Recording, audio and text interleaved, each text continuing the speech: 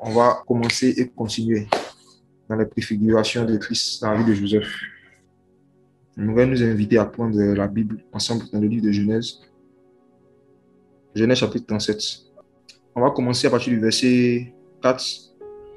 Allons-y. Genèse 37 à partir du verset 4. Et lorsque ses frères virent que leur père l'aimait plus que tous ses frères, ils le haïrent et ne pouvaient lui parler paisiblement. Ok. Alors, je pense bien que la dernière fois, c'est sur ce verset qu'on avait terminé. Et j'avais parlé de la haine que les frères de Joseph ont eue envers lui, qui était aussi une image de la haine que les Juifs allaient manifester aussi envers Christ lorsqu'il allait venir. Et on a vu un peu en détail comment est-ce que cela s'est accompli. Ils l'ont haï sans cause. Comment est-ce qu'il a été haï, pas d'abord même par les non-juifs, mais d'abord par ses frères même, c'est-à-dire d'abord par les juifs. Et comment est-ce qu'eux aussi, ils ont tout fait, ils ont comploté en fait pour le crucifier.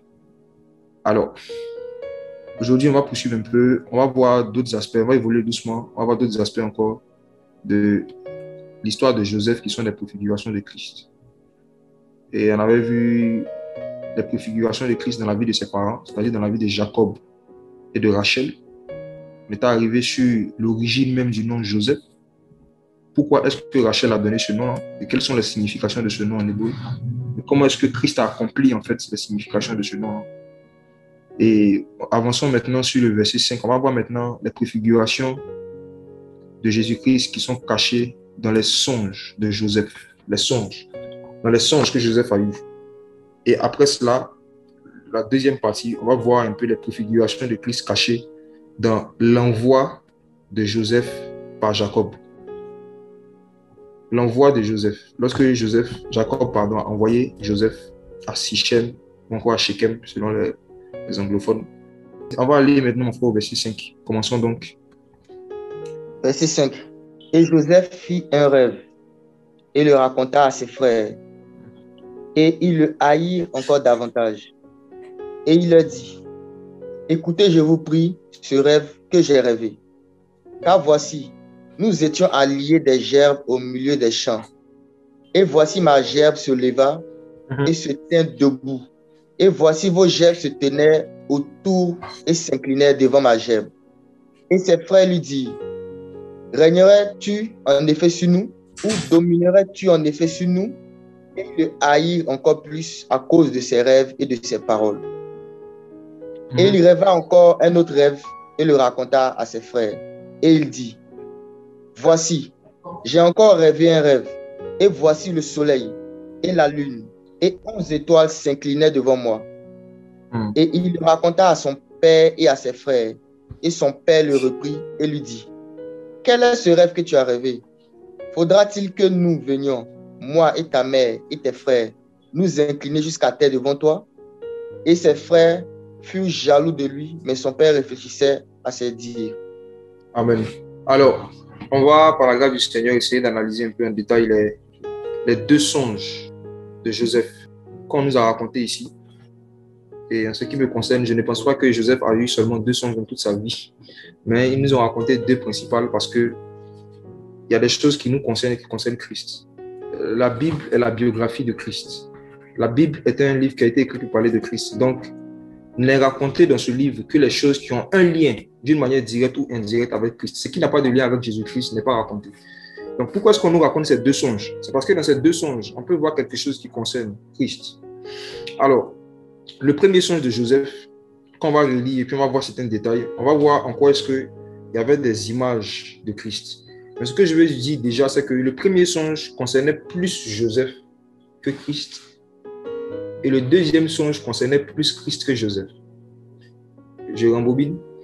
Le premier songe concernait plus Joseph que Christ. C'est-à-dire que dans le premier songe, il y avait des informations concernant la destinée de Joseph en tant qu'un individu, en tant qu'un être humain.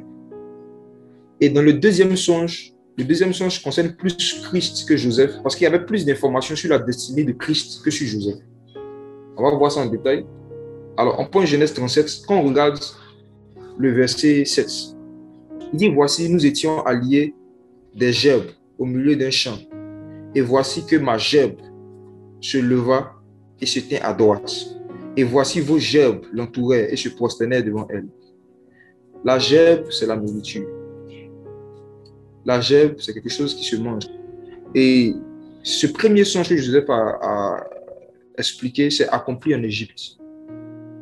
Qu'est-ce que ce songe voulait dire? Ce songe voulait dire simplement qu'il y allait avoir un temps, en fait, où c'est la nourriture de Joseph qui allait attirer ses frères vers lui. Et à cause de sa nourriture, ses frères aussi allaient se soumettre à lui.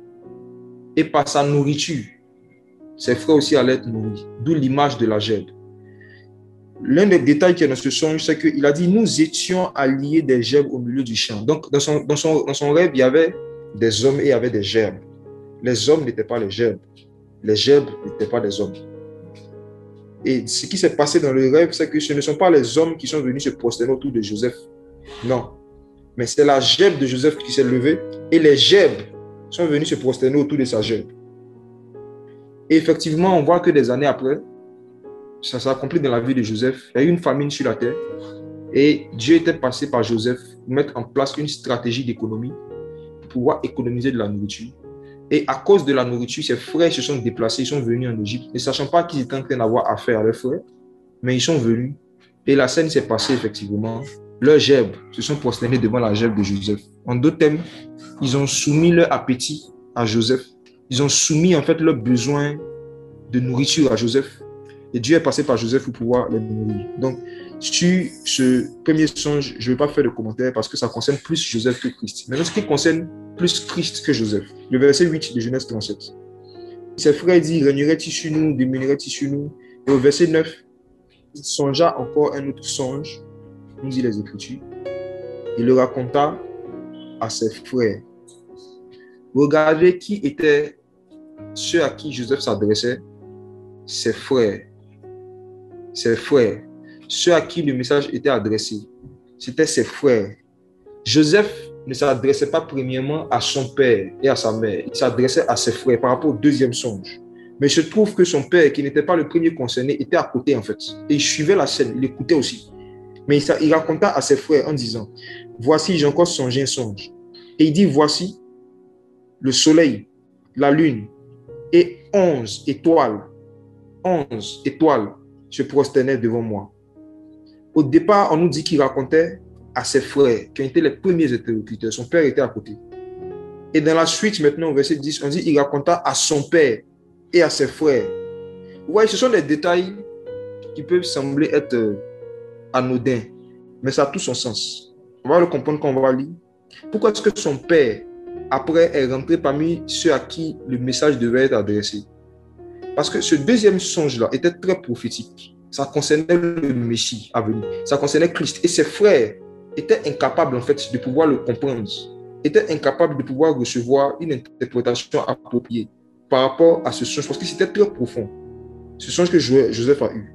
Donc Dieu a permis maintenant qu'il puisse raconter aussi à son père, qui était Jacob, qui était Israël aussi, qui était un homme qui avait de l'expérience dans les choses de l'esprit, dans les choses prophétiques.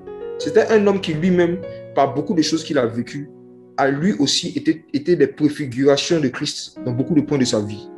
Donc, il était mieux placé en fait pour pouvoir comprendre deux préfigurations de Jésus-Christ. Et lorsqu'il a raconté, regardons ce que son père a dit au verset 10. Son père le réprimanda et lui dit, que signifie ce songe que tu as songé, ou encore ce rêve que tu as rêvé? Est-ce que nous viendrons, moi, ta mère, tes frères, pour nous prosterner à terre devant toi? Vous voyez, la première fois où Joseph a raconté son songe, qui sont ceux qui lui ont répondu premièrement? Ce sont ses frères, par rapport aux gerbes. Mais la deuxième fois où il a raconté ce fameux songe, où il y a la lune, le soleil et 11 étoiles, c'est son père qui a réagi.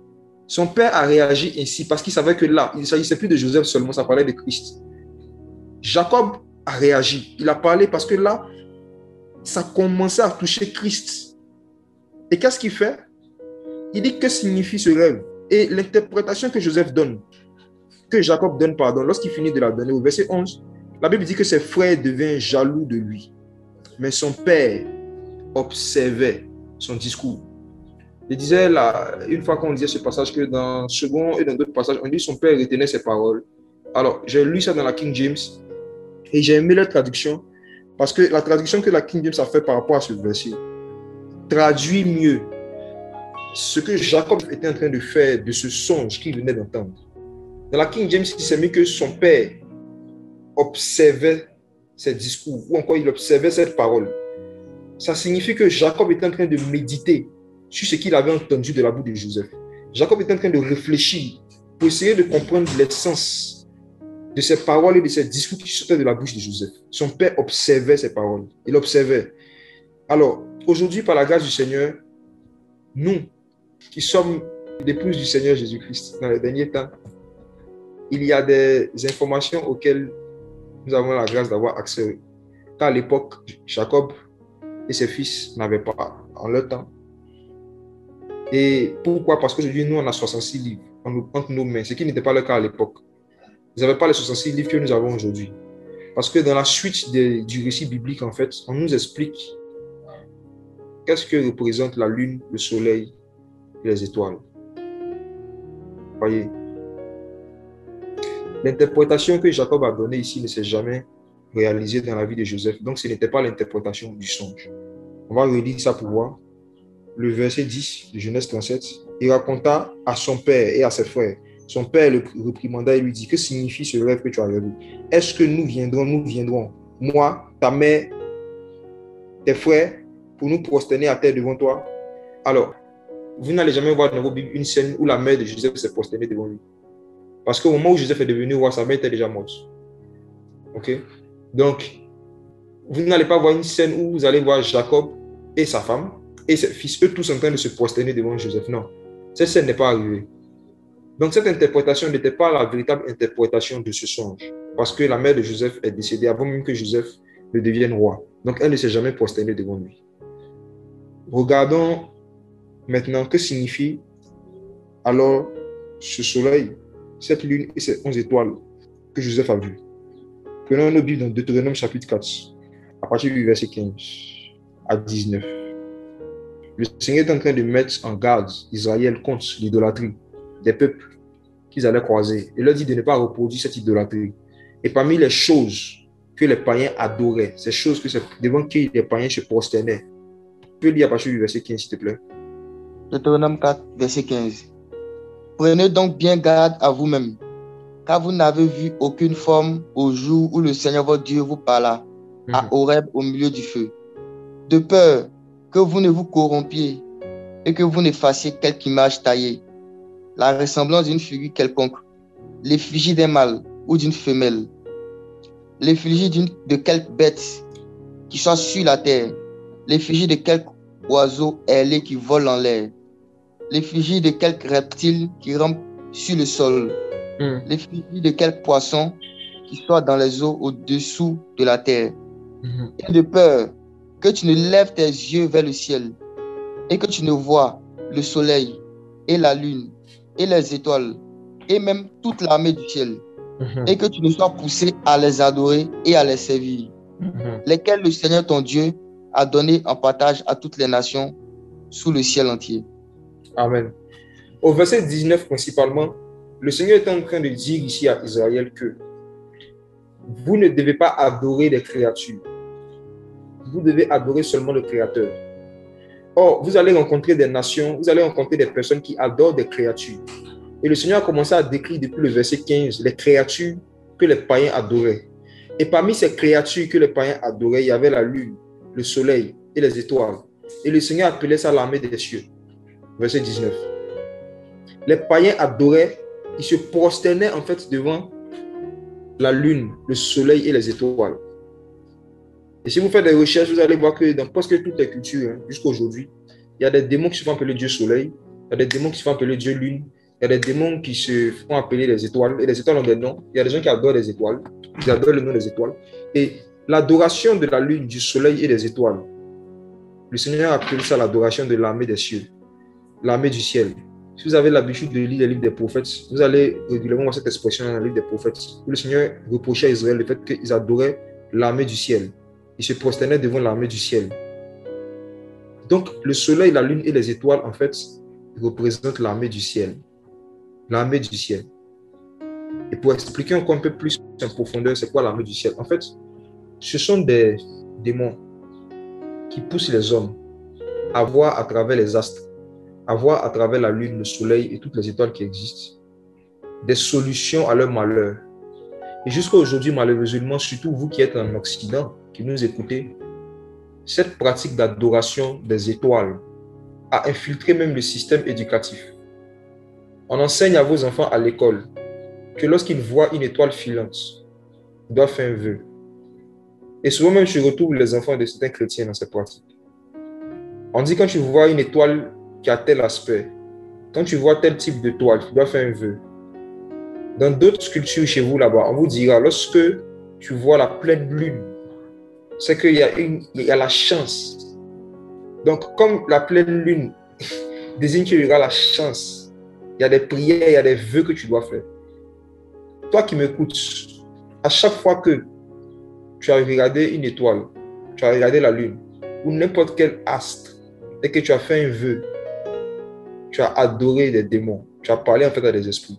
En fait, les démons font croire aux hommes qui sont en train de parler à la lune, au soleil et aux étoiles. Or, ils sont en train de parler à eux.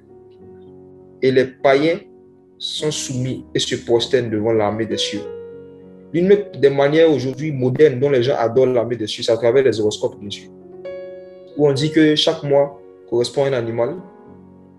Et on te dit qu'en fonction du mois dans lequel tu es né, il y a un animal auquel ça correspond. Et dans chaque mois, on peut dire, par exemple, si tu es lion, on va te dire en tant que lion, voici les choses qui vont t'arriver dans ce mois. Et pour beaucoup de personnes, souvent, ce sont des choses qui se réalisent. Donc, il n'y a pas de différence entre quelqu'un qui va consulter un féticheur et quelqu'un qui va consulter un horoscope. Aucune différence. Les deux sont en train d'adorer les astres, sont en train d'adorer l'armée du ciel, ils sont en train de se prosterner devant la lune, le soleil et les étoiles. Vous qui êtes en Christ, mais qui parfois vous amusez à dire que vous allez partir regarder juste pour savoir, juste pour voir, juste par curiosité. Qu'est-ce qu'on dit sur vous concernant ce mois-là? Sachez que vous avez péché à chaque fois que vous faites cela. Le Seigneur, depuis l'ancienne alliance, avait interdit à son peuple, à ses enfants, même pour rigoler, quoi, d'aller vers ceux qui font la divination, ceux qui font l'astrologie. L'astrologie, c'est le fait d'utiliser les astres pour pouvoir avoir des informations. Le Seigneur avait interdit ça à son peuple. Et aujourd'hui, le culte de l'armée du ciel continue. Aujourd'hui, sur Internet, sur Facebook, il y a des pages, il y a des applications qui sont là. On dit, donne ta photo, on va te dire à quoi tu vas ressembler dans 5 ans. Et c'est devenu un jeu.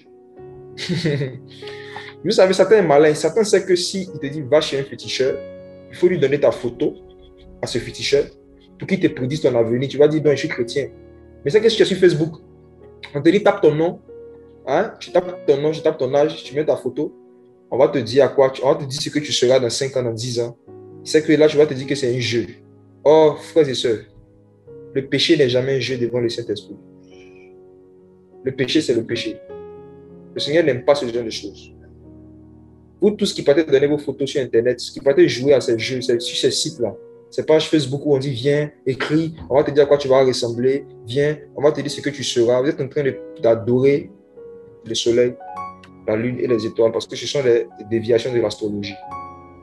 Jésus a dit pour nous qui sommes ses disciples, lorsque le Saint-Esprit va venir, c'est lui qui va vous annoncer les choses à venir. Alléluia. C'est pas horoscope, c'est pas Facebook qui va nous dire ce qu'on doit devenir dans 5 ans, dans 10 ans. Ça, c'est la sorcellerie. Jésus a dit, lorsque le Saint-Esprit viendra, il vous annoncera les choses à venir. Gloire à Jésus. Donc, frères et sœurs, voici le premier passage qui parle du soleil, de la lune et des étoiles et qui nous montre qu'en fait, il s'agit là d'abord de l'armée des cieux. Alors, Joseph fait un songe donc où il voit l'armée des cieux se prosterner. Et il dit, ils se sont prosternés devant moi.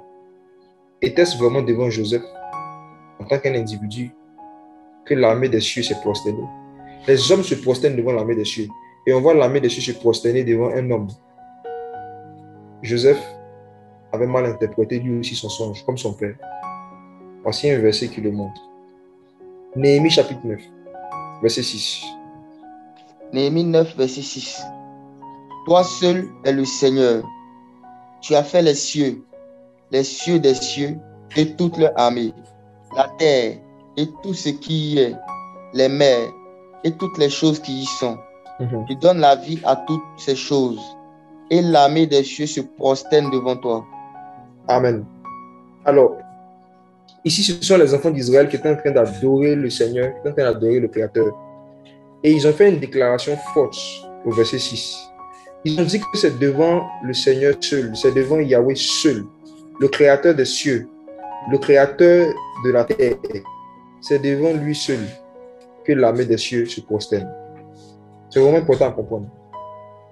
En d'autres termes, si vous voyez l'armée des cieux en train de se prosterner devant quelqu'un, c'est que c'est Jésus, c'est que c'est le Créateur, c'est que c'est Christ, car c'est par lui et pour lui qu'ont été faites toutes choses.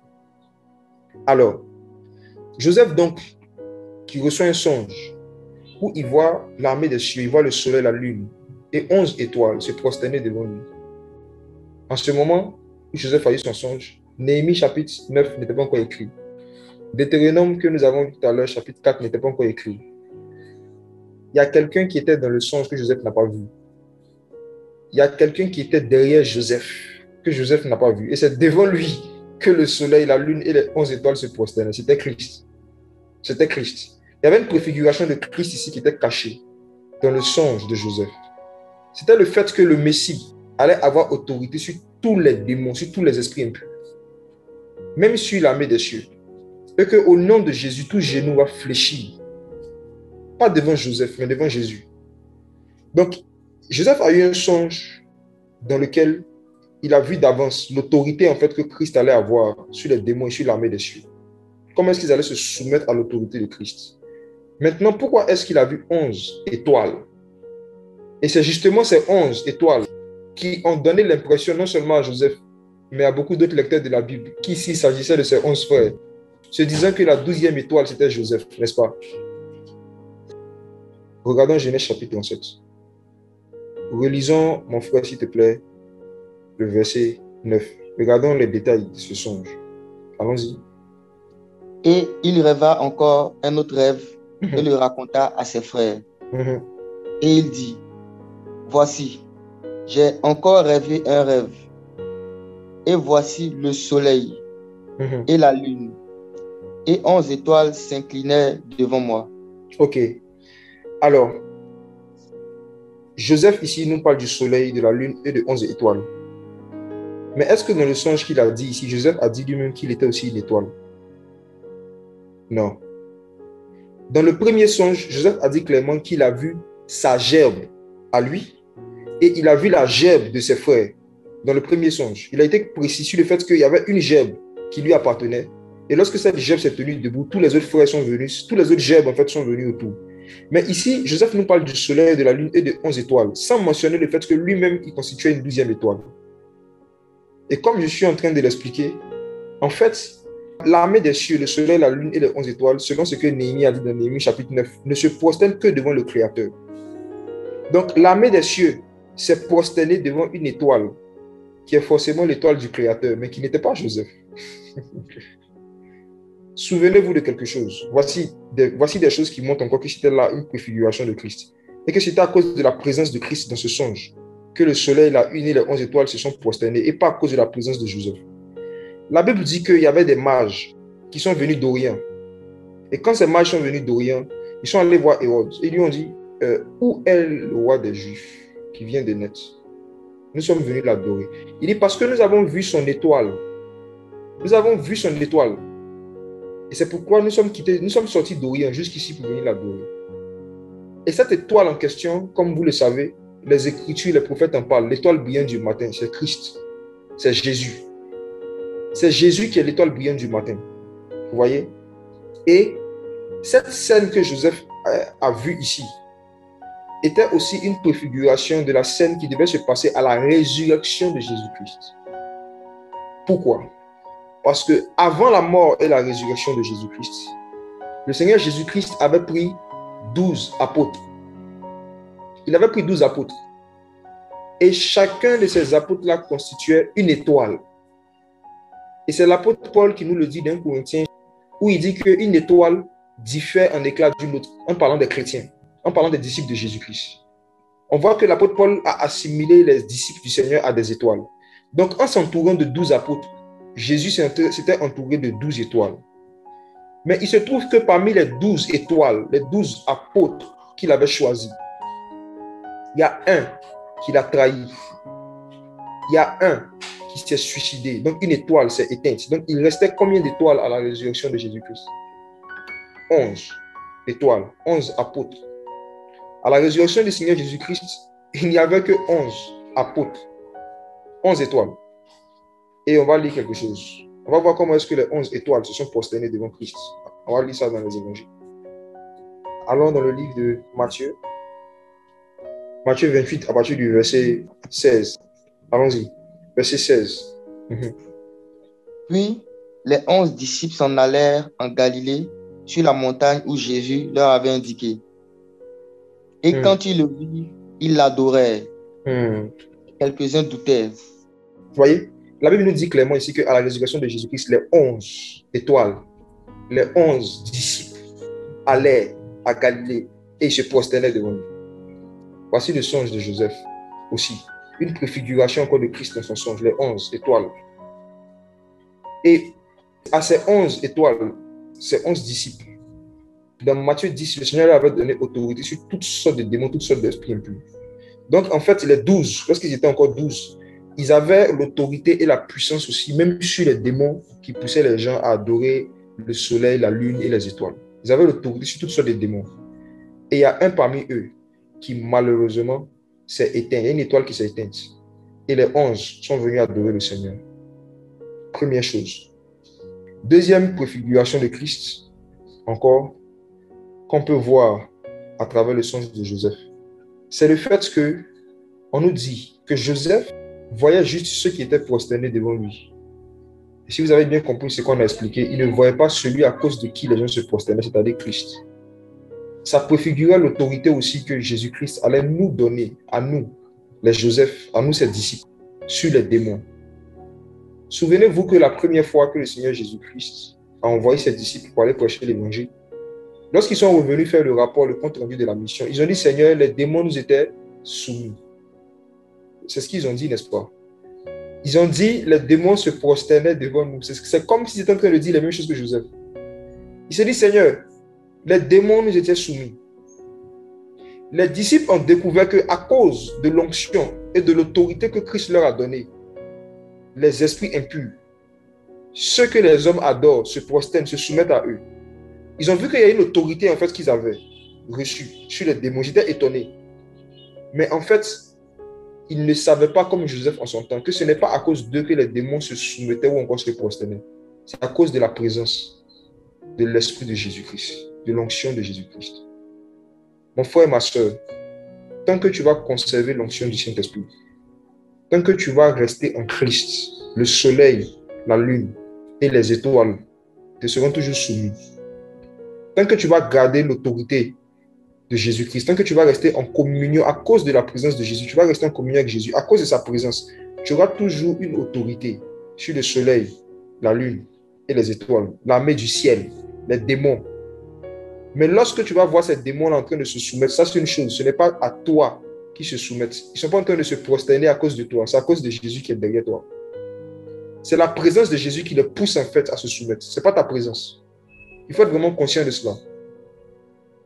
Et un conseil que je vous donne, frères et sœurs, pour pouvoir laisser le Saint-Esprit manifester plus aisément son onction.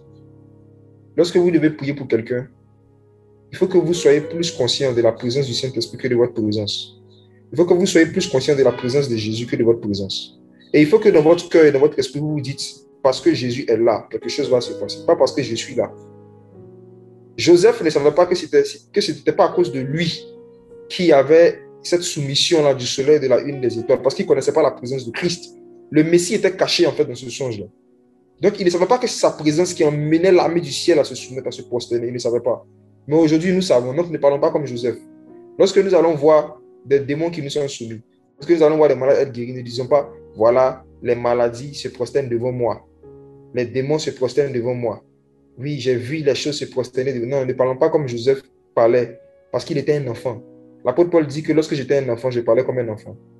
Mais quand j'ai grandi, j'ai fait disparaître ce qui était de l'enfant. Ce sont les enfants qui pensent que c'est à cause d'eux que le soleil, la lune et les 11 étoiles se prosternent. Non. Nous savons que c'est à cause de Jésus, c'est à cause de Christ. Gardons ça à l'esprit. Retournons dans Genèse. On va voir encore d'autres préfigurations de Christ dans la vie de Joseph. Et là, je pense que c'est la partie la plus intéressante, la plus succulente. Genèse chapitre 37. L'envoi de Joseph par son père, qui était une préfiguration de l'envoi du fils par le père. Allons dans Genèse chapitre 37. On va regarder à partir du verset 12. Mon frère, on est dans la King James, s'il te plaît. À partir du verset 12. Okay. Genèse 37, verset 12. Et ses frères allèrent paître les troupeaux de leur père à Sichem. Et Israël dit à Joseph, tes frères ne paissent-ils pas les troupeaux à Sichem? Viens, et je t'enverrai vers eux. Et il lui répondit, je suis ici. Et il lui dit, va, je te prie, vois si tes frères et les troupeaux se portent bien. Et rapporte-moi des nouvelles. Ok. Alors, la Bible est une peinture. Le Seigneur est un grand peintre. Il a peint les Écritures. Il a peint Christ dans toute la Bible. Et ici, on va voir une peinture de Jésus-Christ. J'aime cette expression de l'apôtre Paul qui disait aux chrétiens de Galates, ô Galates, vous aux yeux de qui Jésus-Christ a été peint comme crucifié. La peinture de Christ. Regardez une belle peinture, un beau tableau de Christ ici, frères et sœurs. La Bible dit qu'au verset 12, les frères de Joseph s'en allaient paître les troupeaux de leur père à Sichem, ou encore Shechem. Frères et sœurs, celui qui a envoyé les frères, c'était le père. Les troupeaux en question appartenaient au père. Et le père a indiqué un endroit précis où ses enfants devaient paître son troupeau. Sichem. Sichem. Et il y a un mystère terrible, une révélation terrible de Christ cachée dans Sichem. C'est ce qu'on va voir en détail. Le Père a donné le lieu exact où ses enfants, où les bergers devaient paître le troupeau. Ils devaient paître le troupeau à Sichem. Sichem. Et pourquoi à Sichem? Sichem, vous pouvez le vérifier après, en hébreu signifie épaule. Sichem signifie épaule. Et le Père avait dit à ses serviteurs de garder son troupeau sur l'épaule, à Sichem. Le troupeau ne devait pas s'éloigner de l'épaule. Le troupeau devait rester à Sichem. Regardons la suite, regardons le verset 13. Qui a parlé à Joseph au verset 13? Israël. Israël. Donc, je vous avais dit la dernière fois que quand vous voyez qu'on change le mot Jacob et qu'on met Israël, c'est parce qu'il y a une préfiguration de Jésus-Christ. Parce que Jacob, c'était l'homme charnel, Israël, c'était l'homme spirituel. Donc là, c'est Israël, maintenant, qui s'adresse à Joseph, à son fils. Et il lui dit, tes frères ne font-ils pas paître le troupeau à Sichem? Viens, que je t'envoie vers eux. Et il lui répondit, me voici. Frères et sœurs, il se trouve que après la mort des prophètes, notamment après la mort de Malachie, le Seigneur, le Dieu d'Israël, avait confié le troupeau d'Israël à des bergers en Israël. Il avait confié le troupeau d'Israël à des bergers. Et l'une des instructions qu'il avait données aux bergers, c'est qu'ils devaient porter le fardeau du troupeau. Et c'est vraiment ceux qui portaient le fardeau, en fait, qui étaient qualifiés pour paître le troupeau. Et il avait dit de paître son troupeau vraiment avec le fardeau. Et on va voir en détail comment est-ce que depuis l'ancienne alliance, le Seigneur avait donné des instructions très précises par rapport à l'épaule. Sichem signifie épaule. On va voir ce que Dieu avait dit par rapport à ce que le berger devait faire avec son épaule. Allons regarder ça maintenant en détail. Regardons Exode, chapitre 28, à partir du verset 6. Le Seigneur était en train, ceux qui ne connaissent pas, vous pouvez lire à partir du verset 1 après, Exode 28. Il était en train de donner des instructions très précises, en fait, sur comment est-ce que le souverain sacrificateur, ou encore le grand prêtre, devait s'habiller pour pouvoir exercer son service, pour pouvoir paître le troupeau. Et vous allez voir comment est-ce qu'on voit Sichem, on voit l'épaule ici, qui est vraiment le lieu où, en fait, où il faut paître le troupeau. Exode 28, à partir du verset 6. Mon frère, allons-y.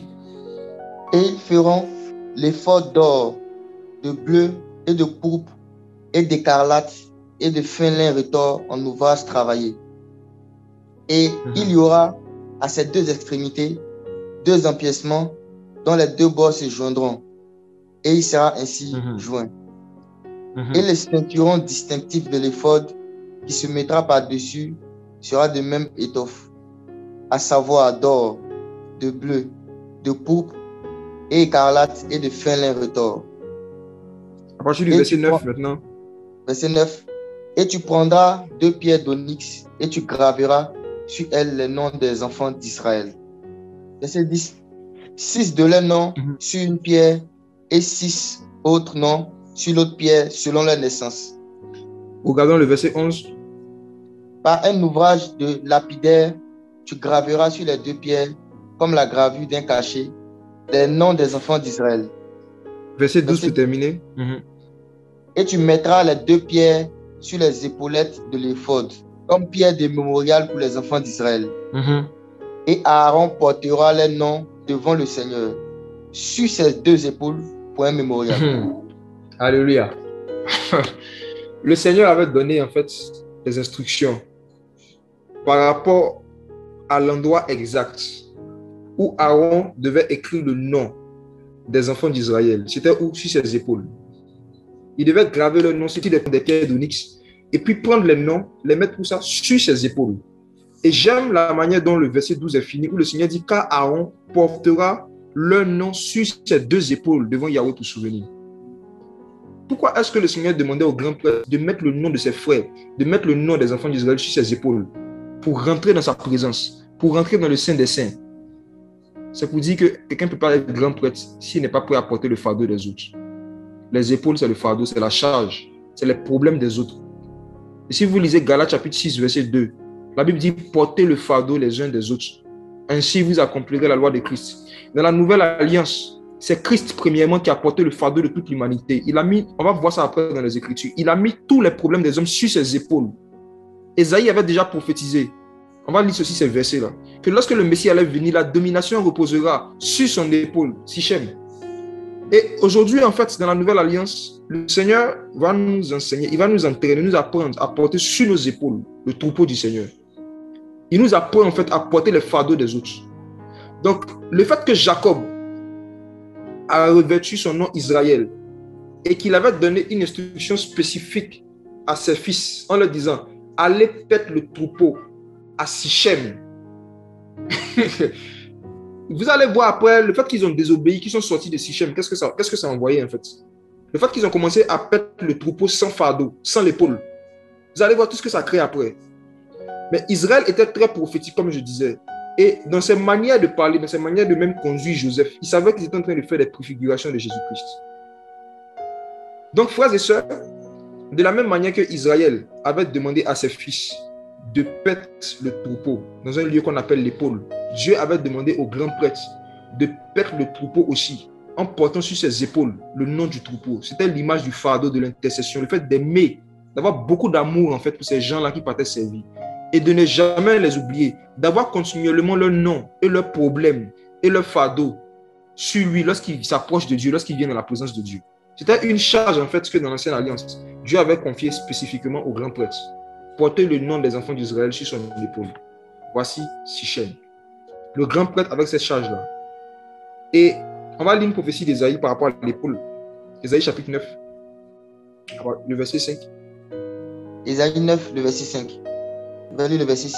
Chez moi ici, c'est le verset 6. D'accord, allons-y. Car un enfant nous est né, un fils nous est donné, et le gouvernement sera sur son épaule. Son nom s'appellera merveilleux, conseiller, Dieu puissant, le Père éternel, le prince de la paix. Amen. Tu voyais ici encore, Ésaïe donne une prophétie par rapport au Messie, et il parle encore de son épaule. Il dit que lorsque le Messie va venir, la domination, le royaume, l'autorité, le gouvernement, parle de l'onction en fait, la puissance va reposer tout ça sur son épaule. Lorsqu'on dit que la domination reposera sur son épaule, la domination dont il s'agit ici, c'est l'onction, c'est le revêtement de la puissance de Dieu, c'est l'autorité en fait. Ça va reposer où? Sur son épaule. Ça veut dire quoi? Il est en train de prophétiser le fait que la force du Messie et la puissance du Messie allaient se manifester dans le fait qu'il porte le fardeau des autres. Et plus il allait porter le fardeau du Seigneur, plus il allait porter le fardeau des âmes, la puissance et l'onction allaient se manifester. Je vous dis la vérité, frères et sœurs, je vous dis la vérité. Ce qui déclenche des manifestations inhabituelles et intenses de la puissance du Saint-Esprit, c'est lorsque on porte le fardeau des gens sur nos épaules. La domination, l'autorité et l'onction du Seigneur reposent véritablement sur l'épaule. Ce que tu fais avec ton épaule, ce que tu fais en fait avec les fardeaux que tu portes, c'est ça qui va déterminer l'onction que tu vas transporter. Les fardeaux que tu vas porter vont déterminer l'onction que tu vas transporter. Quel fardeau portes-tu? Qu'est-ce que tu portes sur ton épaule ce soir, chrétien, toi qui m'écoutes? Qu'est-ce qu'il y a sur ton épaule? Est-ce que tu portes le fardeau de quelqu'un? Quand il n'y a pas d'épaule, il n'y a pas d'autorité, il n'y a pas de domination. Quand il n'y a pas de fardeau, il n'y a pas de puissance. L'une des raisons qui explique le manque de puissance et le manque d'onction de l'église moderne et des prédicateurs modernes, c'est le manque de fardeau. Ah oui. C'est le manque de fardeau. C'est le manque de fardeau, frère. Mon frère, ma soeur, quel est ton fardeau? Il y en a ici, votre fardeau, c'est de faire tout pour devenir millionnaire avant fin 2025. C'est votre fardeau qui est là. Vous vivez pour ça. Vous priez pour ça. Vous faites tout pour ça. Il y en a ici, votre fardeau, c'est de faire tout pour vous marier avant 40 ans. C'est votre fardeau qui est là. Vous vivez pour ça. C'est ce qui fait l'objet de vos pensées, l'objet de toutes vos prières. Il y en a ici, votre fardeau, je ne sais pas, c'est de devenir la femme la plus belle du monde, l'homme le plus beau. Vous avez quoi sur vos épaules? Si vous voulez vivre le royaume, vous voulez vivre la domination, la puissance du Seigneur, il faut chercher à porter le fardeau qui concerne le troupeau. Ce que vous devez avoir sur vos épaules, c'est le nom de vos frères. C'est le nom des enfants du Seigneur. Comme le grand prêtre qui porte sur son épaule le nom des gens. Plus vous allez penser aux gens, vous allez prier pour les gens, plus vous allez porter le fardeau des autres, plus vous allez expérimenter l'onction et la puissance du Saint-Esprit. Je vous assure. Je vous assure. Parce que quand le Seigneur nous donne l'autorité, il nous revêt de puissance pour aider les autres. La Bible dit dans Actes chapitre 10, le verset 38, que Jésus-Christ, revêtu de la puissance du Saint-Esprit, allait de lieu en lieu, guérissant tous ceux qui étaient sous l'empire du diable. Donc, le motif pour lequel il a été revêtu de la puissance de l'Esprit, ce n'est pas pour rester chez lui pour lire la Bible. Ce n'est pas pour rester chez lui pour pouvoir partager des versets avec les apôtres. Il a été revêtu de la puissance de l'Esprit parce qu'il devait aller aider les gens. Il devait aller de lieu en lieu, de village en village, pour aller aider les gens, de lieu en lieu. Voyez. Donc, lorsque les chrétiens qui ne portent pas de fardeau, qui n'ont rien sur leur épaule, s'élèvent et puis ils prient pour le réveil et ils jeûnent pour le réveil, je pense que leur jeûne n'est pas un jeûne, mais c'est un régime. En fait, un jeûne qui n'est pas motivé par le fardeau des âmes n'est pas un jeûne pour le salut des âmes. L'épaule. Allons regarder encore des versets qui montrent que l'épaule, c'est vraiment le fardeau. Ésaïe chapitre 49, verset 22. Ésaïe 49, le verset 22. Ainsi dit le Seigneur Dieu, voici, je lèverai ma main vers les gentils, et je lèverai mon étendard vers les peuples. Et ils ramèneront tes fils entre leurs bras, et tes fils seront portés sur leurs épaules. Tu vois, le Seigneur encore précise que lorsqu'il va restaurer Israël, il va les ramener. La particularité, c'est que ceux qui vont aller les chercher vont les porter sur leurs épaules. Allons-y, encore un autre passage. Lisons seulement. Allons dans Ésaïe 22. On a Sichem, l'épaule. Ésaïe 22. Allons à partir du verset 20 à 22. Ésaïe 22, verset 20 à 22. Et il arrivera en ce jour-là que j'appellerai mon serviteur Eliakim, fils de Hilkiah, et le vêtirai de ta robe. Je le fortifierai avec ton ceinturon et je mettrai ton gouvernement en sa main. Et il sera un père pour les habitants de Jérusalem et pour la maison de Juda. Alors, avant que le frère ne termine avec le verset 22, sachez que ici, cette prophétie concernait Christ. Ça parlait du Messie.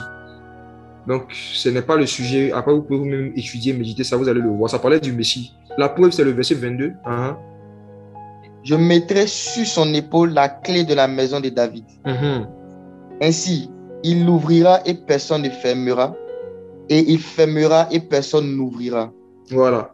Donc, vous pouvez retrouver cette expression dans Apocalypse chapitre 3, où Jésus-Christ parlait et puis il a dit, c'est lui en fait qui a la clé de David. Et lorsqu'il ferme, personne ne peut ouvrir.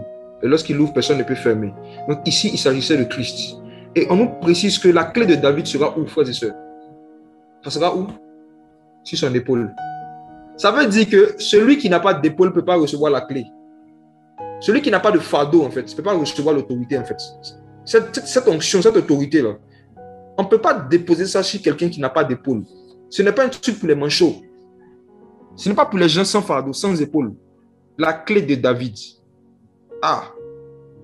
Ma prière, c'est qu'après ce message, vous cherchez à avoir une épaule. De sorte à ce que le Seigneur puisse déposer les choses sur votre épaule. Cherchez à avoir un fardeau.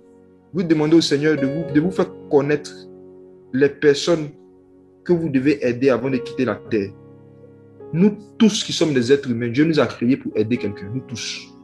Il y a des personnes que nous devons aider dans un domaine bien spécifique. Chacun en fonction des dons et des talents que Dieu nous a donnés. Mais on est né pour aider. Et d'autant plus même quand nous devenons l'église, quand nous devenons l'épouse du dernier Adam. Si l'épouse du premier Adam était une aide et l'épouse du dernier Adam. Si Ève, qui était l'épouse du premier Adam, était appelée aide, frères et sœurs, et l'épouse du dernier Adam, nous sommes des aides, nous tous, qui sommes en Christ. Et nous devons demander au Seigneur de nous révéler dans quel domaine nous devons aider, comment nous pouvons aider. Et on porte le fardeau. Et quand le Seigneur nous révèle le domaine, on porte le fardeau. Et quand Dieu voit que tu as une épaule, tu as un fardeau, il te donne maintenant la clé. Il dépose une autorité maintenant pour que tu puisses ouvrir des portes dans certains domaines que personne ne peut fermer, que tu puisses fermer aussi des portes dans certains domaines que personne ne pourra ouvrir. Allons-y. Avec le dernier verset par rapport à l'épaule, Luc chapitre 15. À partir du verset 3. Et il leur dit cette parabole, disant, quel est l'homme d'entre vous qui, ayant 100 brebis, s'il en perd une, ne laisse pas les 99 autres pour aller après celle qui est perdue jusqu'à ce qu'il la trouve. Et quand il l'a trouvée, il la met sur ses épaules. Il la met où? Il la met sur ses épaules. Sur ses épaules. Jésus est précis quand il parle. Il est en train de parler du caractère d'un berger, d'un conducteur qui a vraiment le fardeau des âmes. Et ils sont rares. C'est devenu rare dans notre génération, rare. Il est en train de parler vraiment à quelqu'un, un berger qui a Sichem. Vous connaissez Sichem? Lorsqu'il voit qu'il y a une brebis qui s'est éloignée, qui est perdue, quand il la cherche, il la trouve. On dit il la met sur son épaule. En d'autres termes, il porte son fardeau encore à nouveau. Il le considère comme un nouveau converti. Il le considère comme une âme qu'il faut aider depuis le début. Quelqu'un qui est retourné dans le monde, qui revient en Christ. Il ne suffit pas juste de prendre la brebis et puis il faut revenir. Non, tu dois la mettre sur ton épaule. Frères et sœurs, regardez l'attitude que Jésus décrit que le conducteur doit avoir envers les pécheurs rétrogrades, les chrétiens rétrogrades. Il ne suffit pas d'aller les prendre. Après, il faut les mettre sur l'épaule. Beaucoup sont tombés, sont partis dans le monde. Ils ont été encouragés par des frères à se repentir et à revenir dans la foi. Et ils sont tombés encore parce qu'ils étaient sur les épaules des personnes. C'était une parenthèse. Retournons donc dans Genèse où nous étions. J'ai donné ce verset-là pour qu'on voit qu'effectivement l'épaule parle du fardeau qu'on doit avoir pour les troupeaux. Le fardeau qu'il faut avoir pour les troupeaux. Et allons-y dans Genèse. J'ai envie de dire retournons à l'épaule. Genèse 37. Donc relisons maintenant cette phrase d'Israël encore à son fils Joseph. Verset 13. Voilà. Et Israël dit à Joseph, tes frères ne pèsent-ils pas les troupeaux à Sichem? Viens, et je t'enverrai vers eux. Et il lui répondit, je suis ici. Bon, comme me voici. Alors, une autre vérité qu'on voit dans le verset, c'est qu'au départ, ses frères, c'est-à-dire ses bergers-là, ils perçaient le troupeau vraiment avec le fardeau, à Sichem, sur l'épaule. Ils étaient vraiment sur l'épaule, sur le fardeau. C'était vraiment sur la base d'un fardeau qui perçait le troupeau, au départ. Et maintenant, le père décide d'envoyer son fils pour dire, va les voir. De cette même manière, si vous lisez l'épître aux Hébreux, le père a parlé avec le fils et il a dit qu'il a voulu ni sacrifice ni holocauste, mais il lui a formé un corps. Et le fils dit, je viens dans le rouleau du livre et je dis, me voici. Le même me voici, on retrouve ça dans le livre de l'épître aux Hébreux. Je ne vais pas lire pour qu'on gagne du temps. En fait, c'était l'image du père qui envoie le fils sur la terre pour voir comment est-ce que le troupeau d'Israël se porte. Quand Christ est venu sur la terre, quand le Messie est venu, il était venu. Et normalement, il devait trouver le troupeau d'Israël à Sichem. Il devait les trouver, en fait, entre les mains des personnes qui portent leur fardeau. Entre les mains des bergers, vraiment, qui portent leur fardeau. Mais qu'est-ce qui s'est passé? La même chose qui s'est passée avec Joseph, on va voir que la même chose s'est passée avec Jésus. Donc, on va lire d'abord pour Joseph. Quand il va à Sichem, qu'est-ce qui se passe au Nil? La suite. Genèse chapitre 37. Verset 15. Verset 14 d'abord. Et il lui dit, va, je te prie, vois si tes frères et les troupeaux se portent bien. Et rapporte-moi des nouvelles. Ainsi, il l'envoya de la vallée d'Hébron et il arriva à Sichem. Une autre Et un information certain qu'on homme. nous donne, excuse-moi, frère, je veux parler aussi Hmm. de quelque chose. Une autre information qu'on nous donne sur Sichem, c'est que ça se trouve dans la vallée de quoi? Des Bons. Le fardeau. On retrouve le fardeau dans la vallée des Bons. Que signifie Hébron en hébreu? Hébron signifie association, union, ligue ou encore amitié. Ok. Hébron signifie amitié, communion fraternelle. Frère, suivez bien. On retrouve le fardeau, on retrouve Sichem, où ça? À Hébron. Et je vous assure, frères et sœurs, là où il n'y a pas une véritable amitié entre les bergers, entre les prédicateurs, il n'y a pas une véritable communion fraternelle entre les frères et sœurs, il n'y a pas le fardeau des âmes. Il n'y a pas le fardeau des âmes. Pourquoi? Parce que Sichem se trouve à Hébron. Et Hébron signifie amitié, communion. Et on va voir quelque chose. À chaque fois que dans l'histoire de la Bible, des bergers, des conducteurs ont commencé à se battre entre eux, ils ont oublié les âmes, ils ont oublié les brebis. Et les brebis se sont dispersées. Satan est venu se servir à chaque fois, dans toute l'histoire de la Bible. Parce que là où il n'y a pas Hébron, il n'y a pas Sichem. Là où il n'y a pas l'amitié, là où il n'y a pas la communion, il n'y a pas la charité, il n'y a pas l'amour véritable, on perd le fardeau. On oublie le fardeau des âmes, on oublie les âmes. Et on va voir dans la suite, comment est-ce que les frères de Joseph se sont éloignés justement de Hébron, se sont éloignés de Sichem. Et le caractère même qu'ils ont commencé à développer à cause du fait qu'ils se sont éloignés du fardeau. Ils ont perdu le fardeau. Le comportement qu'ils ont commencé à développer. Et c'est comme ça qu'on reconnaît des gens qui n'ont plus l'amour des hommes, qui n'ont plus le fardeau en fait des brebis du Seigneur. C'est simple à les reconnaître. Si vous comprenez ce que je vais vous expliquer, vous allez les discerner vite. Les gens qui n'ont pas le fardeau des hommes, qui percent le troupeau hors du fardeau, sans fardeau, hors de Sichem. Et bon signifie amour, communion fraternelle. Alors, si vous regardez, j'ai fait un saut en avant dans le futur, l'église primitive, les 12 apôtres étaient dans une parfaite communion. C'est pour ça que le troupeau, l'église primitive se portait très bien. Aujourd'hui, moi, je crois que ce soit dans une ville, dans un quartier, même dans une cellule de maison, les frères qui ont la grâce par rapport à l'enseignement qu'ils conduisent, s'ils s'entendent entre eux, le troupeau du Seigneur va toujours se porter bien et ils vont toujours se soucier plus de l'intérêt des âmes d'amour. Dans tout ce qui va arriver, même s'il y a des malentendus entre eux, ils vont toujours poser des actions, faire des choses qui ne peuvent pas pousser quelqu'un à tomber dans le péché, qui ne peut pas casser la foi de quelqu'un, qui ne peut pas scandaliser quelqu'un à l'extrême. Mes frères et sœurs, quand on s'éloigne des bons, quand on s'éloigne de cette amitié-là, on s'éloigne aussi de Sichem. Ça, c'était un détail par rapport à Sichem encore. Continuons, Genèse 37. Le verset 15. Et un certain homme le trouva. Et voici, il était errant dans les champs. Et cet homme l'interrogea et lui dit, que cherches-tu? C'est bon. Alors, de la même manière que lorsque Joseph est venu dans le lieu là où il était censé trouver les troupeaux de son père, il n'a pas trouvé. C'est comme ça que Jésus, le Fils de Dieu, quand il est venu sur la terre, l'état dans lequel il devait trouver le troupeau d'Israël, il ne l'a pas trouvé. Et Jésus a dit de sa bouche qu'il a trouvé les brebis d'Israël qui étaient dispersées comme des brebis qui n'ont pas de berger. Or, il y avait des bergers qui étaient là.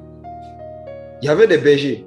Mais quand Jésus est venu, il a fait le même constat que Joseph. En fait, voici une préfiguration de Christ. Le Père indique un endroit spécifique au Fils. Il dit, normalement, tu dois trouver mon troupeau là. Le Fils vient et il ne voit pas le troupeau. Ils sont ailleurs. Jésus vient sur la terre. Il regarde comment est-ce que les synagogues fonctionnent. Il regarde comment est-ce que le judaïsme fonctionne. Il voit que les gens sont dispersés comme des brebis qui n'ont pas de berger. Or, ils ont des bergers. Mais pourquoi est-ce que les bergers ne s'occupaient plus du troupeau? Parce qu'il n'y avait plus d'amitié entre eux. Il n'y avait plus de communion fraternelle. Ils étaient en train de se battre. Ils avaient fait la secte des Sadducéens, la secte des pharisiens, les docteurs de la loi, les scribes. L'histoire se répète. Or, au temps de Moïse, il n'y avait pas tout ça. Au temps de Moïse, bien vrai que c'était organisé, il y avait différentes tribus, il y avait les 12 tribus, oui. Il y avait des anciens qui étaient établis sur chaque communauté. Il y avait des chefs qui étaient là pour rendre justice et toutes ces choses. Mais les gens étaient à Sichem. Ils perçaient le troupeau du Seigneur. Le fait qu'il y ait des groupes organisés avec des personnes au devant qui conduisent, c'est biblique. Depuis l'Ancienne Alliance, la Nouvelle Alliance, c'est biblique. Mais quand arrivé à un moment, en fait, les dirigeants de ces différents groupes-là ont l'impression qu'ils sont en compétition. Ont l'impression qu'ils sont dans un combat de boxe et que c'est le micro qui est le gant et que c'est la caméra qui est le ring. Ce qui se passe, c'est que les brebis commencent à devenir comme des brebis qui n'ont pas de berger. Comment on reconnaît une brebis qui n'a pas de berger? C'est une brebis à qui on ne donne pas la nourriture. Moi, j'ai été témoin il y a quelques années, j'étais dans quelque part où un pasteur qui était fâché contre le pasteur d'une autre église, chaque dimanche, il ne faisait que prêcher et parler du pasteur avec qui il était en palabre. Conséquence, des gens payent le transport. Ils se déplacent, ils viennent sur sa dernière lieu de culte. Se disant qu'ils vont entendre la parole de Dieu. Ils viennent à la nourriture spirituelle. On ne leur parle pas de Jésus. On est en train de leur parler des problèmes que les hommes ont entre eux. Et des gens commencent à se disperser spirituellement. Parce que les bergers ne font plus leur travail. Ils ne sont plus en train de parler de Christ, enseigner la parole de Dieu aux gens. Frères et sœurs, l'histoire se répète. Jusqu'à aujourd'hui, c'est le constat qu'on fait partout dans le monde. Mes frères et sœurs, vous qui prêchez la parole de Dieu, vous à qui Dieu a confié des responsabilités par rapport au troupeau, je vous en prie, n'utilisez jamais les plateformes d'enseignement que Jésus vous donne pour donner des choses qui n'ont rien à voir avec la nourriture des brebis. N'utilisez pas les plateformes d'enseignement que Dieu vous donne pour régler des comptes personnels avec des personnes. Il y a des brebis du Seigneur qui sont là, qui ont faim et qui ont soif. Ils veulent connaître Christ. Ils veulent grandir spirituellement. Ils veulent être délivrés du péché. Ils veulent avoir la victoire sur les œuvres de la chair. Ils veulent grandir dans la vie de prière. Ils veulent grandir dans la vie des jeunes. Il y a des choses qu'ils ont besoin d'entendre. Et le Seigneur a dit, heureux ce serviteur qui a été établi sur la maison et qui donne la nourriture au temps convenable. Le Seigneur nous a établis pour donner la nourriture à ses brebis. Frères et sœurs, regardons le fait que des personnes se soient éloignées de Sichem, du fardeau, ce que ça a créé. Regardons dans Genèse 37, regardons. Et un certain homme le trouva, et voici, il était errant dans les champs. C'est bon. La Bible nous dit à cause du fait que les bergers se sont éloignés du fardeau, se sont éloignés des bons, qui est la communion fraternelle. Qu'est-ce qui est arrivé à Joseph? Il s'est perdu. Il est devenu errant. Frères et sœurs, c'était une préfiguration de la vie de beaucoup d'entre vous, même qui êtes en train de m'écouter, beaucoup de chrétiens. Aujourd'hui, beaucoup de chrétiens sont comme Joseph. Ils sont errants, ils sont perdus. Ils ne savent plus où aller prier. Ils ne savent plus quel enseignement écouter. Pourquoi? Parce qu'ils ne viennent pas trouver les bergers là où ils doivent être en train de faire ce qu'ils doivent faire. Joseph était censé venir trouver ces bergers-là à Sichem, en train de perdre le troupeau. Il n'était pas à leur place. Il n'était pas là. Conséquence, lui, il était errant. Il était perdu. Il était perdu. Aujourd'hui, beaucoup de chrétiens sont perdus. Parce que beaucoup de prédicateurs ne sont plus en train de prêcher la croix de Jésus-Christ, la crucifixion de Jésus-Christ, la résurrection. Beaucoup de chrétiens sont perdus parce qu'ils viennent dans les églises où ils étaient censés trouver les bergers en train de perdre le troupeau. Ils viennent trouver les bergers en train de se perdre eux-mêmes. Ils viennent trouver des gens qui prêchent sur comment devenir riche, comment rentrer dans sa destinée, comment avoir les 7 clés pour la percer. Ils viennent trouver des gens qui sont en train de prêcher des messages qui ne nourrissent pas le troupeau du Seigneur. Conséquence, ils sont errants comme Joseph. Joseph est errant parce que ses frères ne sont pas à Sichem. Ils ne sont pas là où ils doivent être en train de faire ce qu'ils doivent faire. Il est errant. Mais regardez Joseph. Regardez comment Joseph sait bien se perdre. Ça va vous faire rire peut-être ce que je vais vous dire. Vous savez, quand tu crains le Seigneur, même s'il arrive que tu t'égares, que tu erres comme Joseph, tu t'égares bien. C'est-à-dire que tu ne vas jamais trop loin. Si tu as véritablement une communion avec le Père. Joseph était errant, mais il était errant où ça? À Sichem. Je ne sais pas si vous constatez ça. Ce n'est pas quelqu'un qui est perdu et puis qui est en train de se promener de ville en ville. Non. Il est perdu, mais il fait du surplace. Il est errant. Il ne sait pas où sont ses frères. Il ne voit pas le troupeau. Il ne voit pas cette église-là dont les Écritures nous parlent. Il ne voit pas ces chrétiens-là, ces disciples-là dont les Écritures parlent. Il ne voit pas cette église qui est décrite dans sa Bible. Mais il reste sur place. Il reste chez lui à la maison. Joseph n'est pas allé se promener. Il est resté à Sichem. Il est resté à Sichem. J'aimerais vous dire, à vous qui êtes perdus actuellement, qui êtes errants, qui ne savez plus où aller prier, qui ne savez plus quoi écouter, quoi faire, restez chez vous. Priez Jésus. Moi, c'est le meilleur conseil que je peux vous donner. Faites comme Joseph, restez à Sichem. Demandez au Seigneur de vous révéler là où vous êtes. Restez à votre place. Demandez à Dieu de vous révéler là où vous êtes. Le fardeau qu'il veut que vous portez. Simplement. Faites ça simplement. Parce que Joseph, pour avoir fait ça, le fait d'être resté simplement sur place, en attendant qu'il ait une direction pour rencontrer véritablement ses frères, il a vécu une expérience merveilleuse. Mon frère, si tu peux lire juste la première phrase du verset 15. Et un certain homme le trouva. C'est bon. Frères et sœurs, La Bible dit que lorsque Joseph, il est resté à sa place, où le père lui avait dit d'aller à Sichem, lui, il est resté dans la volonté d'Israël. Il est resté dans la volonté de son père. Il ne s'est pas égaré loin, non. Il était juste étonné de l'absence de ses frères. Il était juste étonné de l'attitude de ses frères. Mais lui, il est resté à sa place. Il est resté constant. Qu'est-ce qui lui est arrivé comme résultat? Un homme le rencontra. Oh, frères et sœurs, ce n'est pas Joseph qui a rencontré un homme. Lisez bien. Un homme le rencontra. Ce n'est pas Joseph qui a trouvé cet homme, mais c'est cet homme qui a trouvé Joseph. Qui était cet homme, mes frères? Un certain homme, mes frères. C'était Christ. C'était Christ. Ah oui. Jésus a dit à ses disciples un jour, vous savez, ce n'est pas vous qui m'avez trouvé. Hein. Ce n'est pas vous qui m'avez choisi, c'est moi qui vous ai choisi. Jésus est celui qui vient rencontrer, qui vient trouver tous ceux et celles qui sont perdus, mais qui restent dans la volonté de Dieu en étant perdus. Tous ceux et celles qui ont besoin d'une direction, qui ne savent pas où aller, qui ne savent pas quoi faire, mais qui décident de rester à Sichem, qui décident de rester dans la volonté de Dieu. Un homme va te rencontrer. Et cet homme s'appelle Christ. Il est venu donner une direction à Joseph. Il est venu donner un éclairage à Joseph. Pourquoi? Parce que Joseph était resté à Sichem. Si Joseph, lorsqu'il était errant, au lieu qu'on le retrouve dans les champs, regardons comment Joseph s'est bien perdu. J'aime cette exposition, c'est bien perdu. On va relire ça, frères et sœurs. Regardons le verset 15 encore, mon frère, allons-y. Verset 15. Et un certain homme le trouva. Et voici, il était errant dans les champs. C'est bon. On dit, un certain homme le rencontra, un certain homme le trouva. Parce que lorsque nous sommes errants, nous sommes perdus, nous ne pouvons pas trouver Dieu. Il y a des moments où on est tellement perdu, il faut que ce soit Dieu même qui nous trouve. Il y a des moments où tu es tellement dans la confusion, tu es tellement perdu, tu ne sais pas quoi faire, tu as besoin que Jésus te trouve. Et c'était l'expérience de Joseph. Mais on nous dit que Joseph était errant, où ça? Dans les champs. Vous voyez comment il était bien perdu? Les champs. Les champs, c'est là où il y a la nourriture. En deux termes, il était errant, mais il n'avait pas arrêté de méditer la parole. Il ne savait pas quoi faire, mais il continuait de méditer. Il ne savait pas quoi faire, mais il continuait de prier. Il ne savait pas quoi faire, mais il continuait de se nourrir spirituellement. Il était errant dans les champs. Mes frères et sœurs, si actuellement vous êtes errant, si vous ne savez pas quoi faire, vous ne savez pas où aller, perdez-vous dans les champs, perdez-vous dans la présence de Dieu, perdez-vous dans la méditation, perdez-vous dans la lecture de la Bible, perdez-vous dans les champs nouveaux, jusqu'à ce qu'un homme vienne vous rencontrer, jusqu'à ce que le Fils de l'homme vienne vers vous, vous donner une direction. Il y en a qui sont allés se perdre dans la brousse. Il y en a qui sortent des champs. Ils disent, j'atteins une direction, je suis dans une période de ma marche chrétienne où je ne sais pas quoi faire. Donc, en attendant, je vais aller au village, aller dans le funérail, pour aller faire le week-end. Bien aimé, si tu ne sais pas quoi faire, il faut manger la parole. Tu ne sais pas quoi faire, il y a des livres de la Bible que tu n'as jamais lus. Tu es chrétien, ça fait 50 ans. Tu ne connais pas Sophonie. Vous êtes beaucoup ici.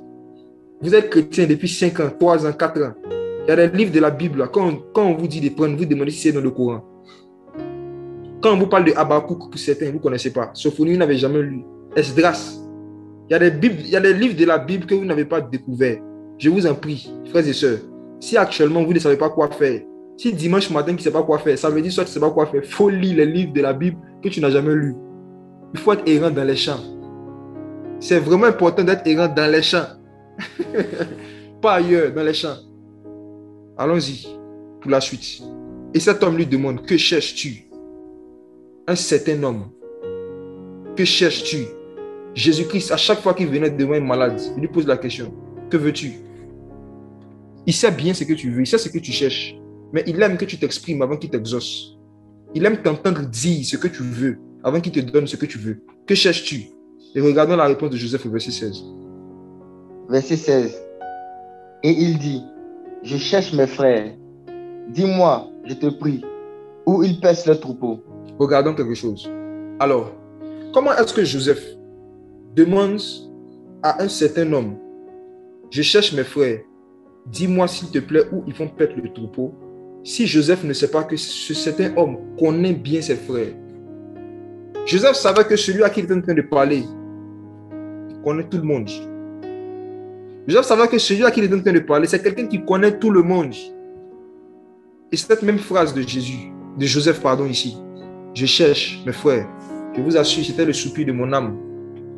Dans la période où j'étais en train de méditer, j'étais en train d'étudier l'histoire de Joseph. Je cherche mes frères. Il n'a pas dit je cherche des frères. Bien aimé, il y a une différence entre chercher des frères et puis chercher ses frères. Joseph n'a pas dit je cherche des frères. Aujourd'hui, il y a des chrétiens, ils demandent est-ce que dans la ville où je suis ici, il n'y a pas des frères où je peux aller prier? Et le fait de chercher des frères peut te faire tomber sur tout type de frères. Joseph a dit je cherche mes frères. Permettez-moi de vous dire ceci. Dans le corps de Christ, une fois que tu reçois le Saint-Esprit, tous ceux qui ont l'Esprit de Dieu comme toi sont des frères. Mais ce ne sont pas tous ceux qui ont l'Esprit de Dieu qui sont tes frères. Je rembobine. Lorsque tu rentres en Christ, tous ceux et celles qui disent Seigneur, Seigneur, et qui confessent Jésus-Christ publiquement, sont considérés comme étant des frères. Mais ce ne sont pas tous les frères qui sont tes frères. Tes frères, ce sont les membres du corps de Christ avec qui le Saint-Esprit lui-même va te mettre en amitié, en communion, parce que vos destinées sont liées. Tes frères, ce sont ceux et celles qui sont appelés à être proches de toi dans le corps de Christ, pour pouvoir faire ce à quoi Dieu t'a appelé et pour que tu puisses les aider eux aussi à faire ce à quoi Dieu les a appelés. Et c'est eux qui sont tes frères. Et frères et sœurs, dans le corps de Christ, on choisit son église locale, mais on ne choisit pas ses proches. Je reprends. Il y a un principe dans le corps de Christ que si jamais vous brisez, vous allez en subir les conséquences. Et j'en parle en connaissance de cause. Tu peux choisir l'église, tu peux choisir les frères que tu décides de fréquenter, les frères avec qui tu vas aller prier, les frères avec qui tu vas aller écouter la parole. Mais garde-toi de choisir toi-même les frères ou les sœurs avec qui tu vas avoir une amitié proche, avec qui tu vas décider de devenir proche. Car si tu choisis toi-même tes proches, tu risques de vivre des déceptions et des blessures, des frustrations qui n'étaient pas dans la volonté de Dieu, mais qui étaient juste les conséquences de tes mauvais choix. Ce n'est pas tous ceux qui ont marché avec Dieu dans les Écritures qui ont été trahis par leurs amis. Ce n'est pas vrai. Ce n'est pas tout le monde. Ce n'est pas tout le monde qui ont été trahis par leurs très proches. Non. Il y en a qui ont vécu ça, d'autres qui n'ont pas vécu cela. Frères et sœurs, ce que tu dois comprendre, c'est que le Saint-Esprit qui t'a converti, qui t'a sanctifié et qui t'a fait rentrer dans le corps de Christ. Le corps de Christ n'est pas ton corps. Et vu que le corps de Christ n'est pas ton corps, tu ne connais pas les membres qui doivent être proches de toi. De la même manière que sur le corps physique, le pied droit n'est pas appelé à être proche de la main droite. Ce n'est pas parce que les deux ont le même nom de famille. Il s'appelle droit, je m'appelle droit.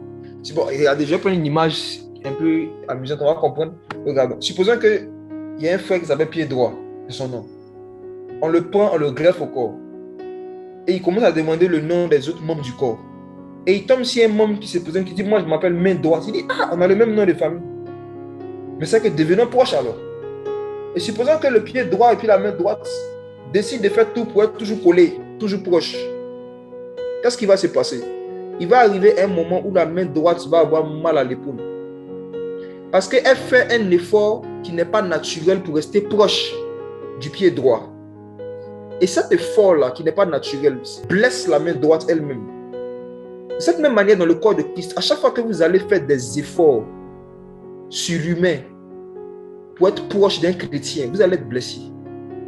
Je vous donne un élément pour reconnaître des personnes avec qui vous n'êtes pas appelé à être proche. C'est des personnes que vous voyez vous-même qu'ils ne vous aiment pas, vous forcez leur amitié. Frères et sœurs, ce n'est pas forcément parce que ces personnes sont méchantes. Pas du tout, ça n'a rien à voir. Ce n'est pas parce que les personnes ne vous aiment pas, non.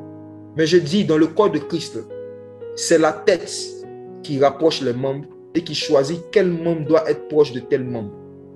Si un membre se lève de lui-même pour aller se rapprocher d'un autre, il peut se blesser parce qu'il va faire des efforts qui ne sont pas naturels pour rester proche de l'autre. Or, Lorsque dans le corps de Christ, c'est le Saint-Esprit même qui te rend proche d'un autre membre de son corps, ça coule. Vous n'allez jamais vous disputer des affaires de toi là. Toujours c'est moi qui te rends visite, non? Là, tu ne me rends pas visite, frères et sœurs. Avant, il y a des personnes, quand je ne comprenais pas ça, où je faisais des efforts surhumains pour toujours les rendre visite, être proche d'eux, et qu'ils ne faisaient pas pareil, je me disais que c'est parce qu'ils n'ont pas l'amour. Ça n'a rien à voir avec ça. Ça n'a rien à voir avec ça, parce qu'ils visitent d'autres personnes. Ils ont l'amour. Ça n'a rien à voir avec ça. Mais la Bible dit que c'est Dieu qui crée en nous le vouloir et le faire, selon son bon plaisir.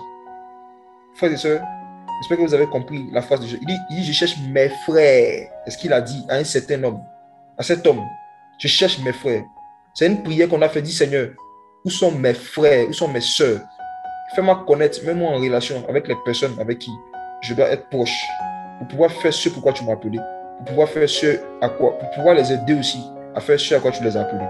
Joseph dit, je cherche mes frères. Il n'a pas dit, je cherche des frères. Arrêtez de chercher des frères. Cherchez vos frères. Et c'est le Saint-Esprit seul qui les connaît. C'est un certain homme. C'est cet homme-là. C'est lui seul qui peut t'indiquer. Qui peut te dire tes frères en question. Si Joseph avait dit, je cherche des frères, l'homme pouvait le rediriger n'importe où. Je suis sûr qu'il y avait beaucoup de gars qui élevaient des troupeaux aussi pas loin. Mais comme il dit, il veut ses frères. Il dit, ok, regardons la suite, Genèse 37. On va lire à partir du verset 17. Et l'homme dit, ils sont partis d'ici, car je les ai entendus dire, allons à Dothan. Et Joseph alla après ses frères et les trouva à Dothan. Que signifie Dothan en hébreu, mon frère? Regarde le dictionnaire, le lexique biblique. Regardez où ils sont allés. On leur a dit, le cas est à Sichem. Israël leur a dit d'être à Sichem. L'épaule, le fardeau. On dit de mettre le troupeau là où il y a le fardeau. Où ils sont allés mettre le fardeau? Là où il y a les deux puits.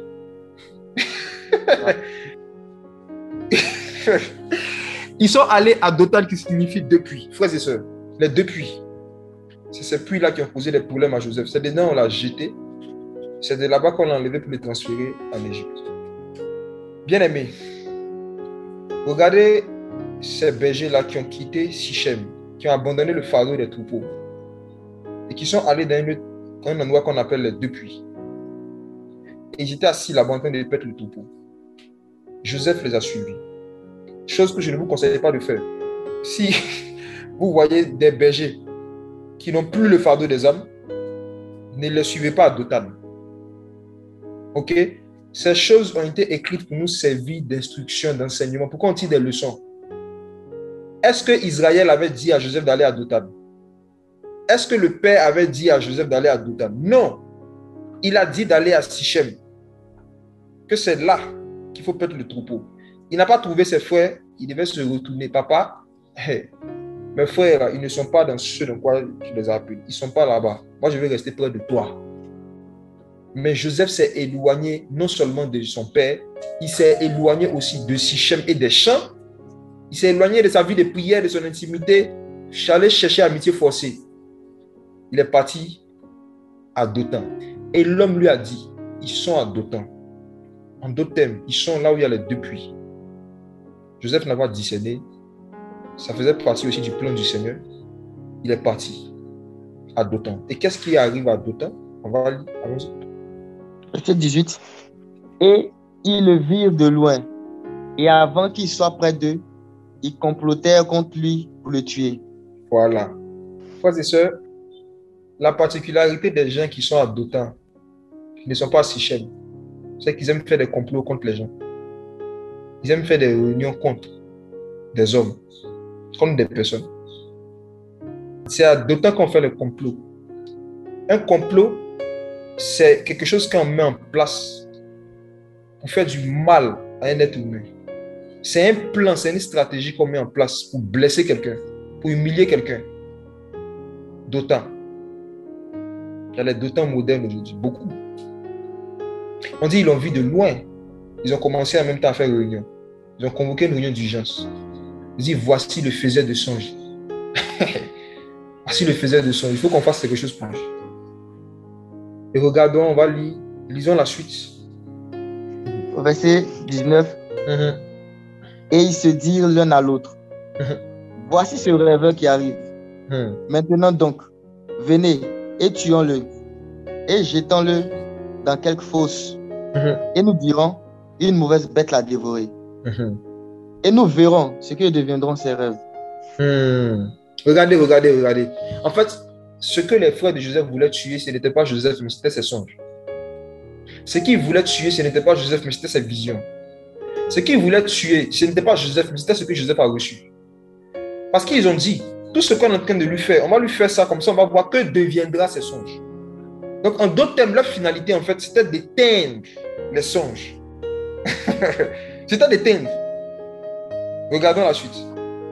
Verset 21. Et Ruben entendit cela et le délivra de leurs mains. Ne le tuons pas. Et Ruben leur dit, ne répandez pas de sang, mais jetez-le dans cette fosse qui est dans le désert. La fosse en question, c'est un puits, hein, simplement. Jetez-le dans un puits. Il dit, on a Dothan. C'est le lieu des deux puits. Jetons-le dans un puits. Le puits qui normalement devait servir à abreuver la soif des gens. Ce puits-là est devenu un instrument maintenant pour faire du mal aux gens. Ce puits représente la Bible. La Bible qui était censée être quelque chose qu'on utilise pour abreuver spirituellement les gens. Aujourd'hui, quand les gens sont à Dothan, ils vont prendre la Bible pour tuer les gens. Allons-y. Et Ruben leur dit, ne répandez pas de sang, mais jetez-le dans cette fosse qui est dans le désert. Et ne mettez pas la main sur lui, afin qu'il le délivre de leurs mains pour le rendre à son père. Vous voyez, le comportement de Ruben ici, c'est une préfiguration de l'attitude que l'apôtre Pierre a eue avec Christ. Lorsqu'il a vu que les Juifs complotaient contre Christ de le tuer, lorsqu'il savait que les pharisiens voulaient le faire mourir, Pierre voulait essayer de négocier pour pouvoir arracher Jésus de leurs mains pour le rendre à son père. Ruben. Ruben ne savait pas en fait qu'il y avait aussi le mystère de la volonté de Dieu qui était en train de s'accomplir. Donc, il se disait qu'il allait faire quelque chose. Il allait mettre une stratégie en place. Que Joseph échappe à cette persécution pour le rendre à son père. Pierre était le Ruben qui était à côté de Christ, qui lui aussi a essayé de faire des choses. Il a même coupé l'oreille d'un soldat. Il pensait qu'il allait pouvoir faire des choses pour pouvoir rendre le fils à son père. Il ne savait pas que c'était dans le plan. Mais regardez la préfiguration de Jésus-Christ encore. Avançons. Et il arriva, lorsque Joseph arriva près de ses frères, qu'ils le dépouillèrent de son manteau. Son manteau de plusieurs couleurs qui était sur lui. Et ils le prirent et le jetèrent dans une fosse. Et la fosse était vide, il n'y avait pas d'eau. Ok. Ça, c'était une préfiguration du fait que Christ, lorsqu'il allait être capturé, n'est-ce pas? Ils allaient le déshabiller. Et il y avait différentes nations qui allaient intervenir dans sa crucifixion. Les deux puits. Lisons la suite, lisons. Et ils le prirent et le jetèrent dans une fosse. Et la fosse était vide, il n'y avait pas d'eau. Et il s'assit pour manger le pain. Et il levait les yeux et vit, voici, une caravane d'Ismaélites venait de Galade. Une caravane de quoi? D'Ismaélites. Donc, voici, il y avait les Ismaélites qui ont intervenu. Ensuite, venait de Galade avec leurs chameaux chargés d'épices, de baume et de myrrhe. Allons-y. Allant les porter en Égypte. Oui. Et Judas dit à ses frères, quel profit y aurait-il si nous tuons notre frère et cachons son sang? Venez et vendons-le aux Ismaélites et que notre main ne soit pas sur lui, car il est notre frère et notre chair. Arrêtons-nous là. Frères et sœurs, regardez quelque chose. Quel est le nom de celui qui a proposé qu'on vende Joseph? Comment il s'appelait? Judas.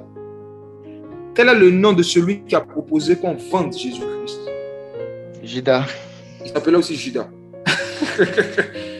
Donc, vous voyez que dans la vie de Joseph, on voit que Judas est un vendeur d'hommes. Vous voyez? Voici une préfiguration.